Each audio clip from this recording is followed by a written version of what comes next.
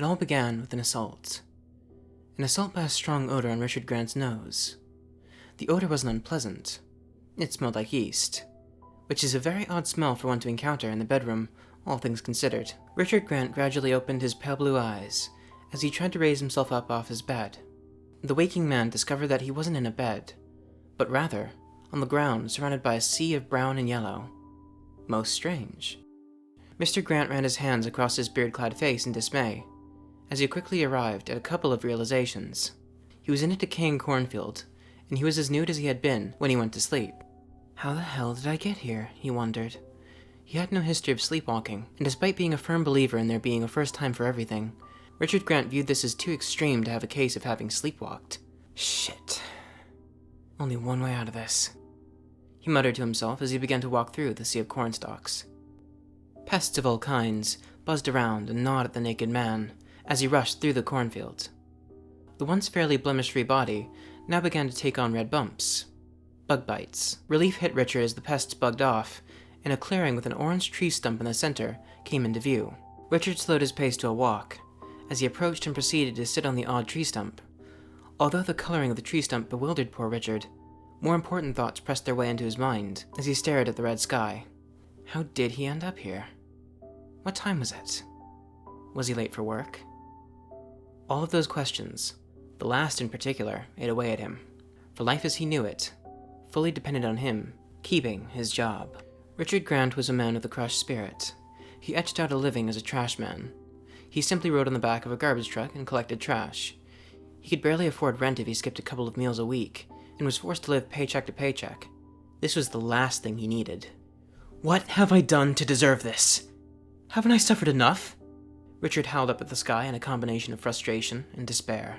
Richard let out a sigh that was drowned out by an overhead sound that could best be described as a jet engine. The cornstalks that surrounded the clearing shook with intensity, and a few could be heard snapping off in the distance. The spiritless man reluctantly stood and walked back into the cornstalks in the hopes of making his way out. A lone, high-pitched cry came from within the cornfield. It was a cry of terror, and it was abruptly silenced. Richard paused and crouched as if to shrink himself down to the size of a mouse, as he pondered whether he should head towards the scream or away from it. Fuck this, he muttered to himself, with fear ebbing out of his voice. Richard headed in the direction that he believed to be opposite of the scream. Richard Grant had never seen cornfields as creepy, or even given much thought to them in the past. But now that he was in the midst of one and couldn't see his way out, was dealing with something that had frightened another man and had potentially silenced a man's scream. Now he was afraid.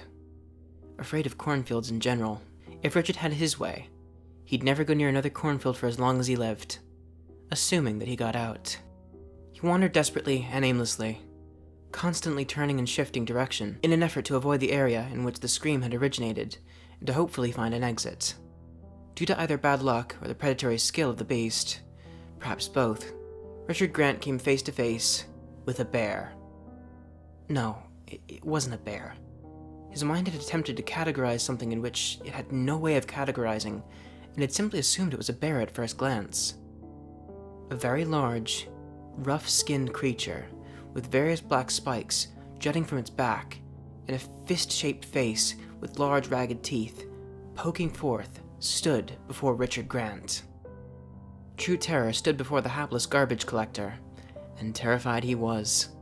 Had Richard been wearing pants, he would have pissed himself. Instead, his urine dribbled onto the ground.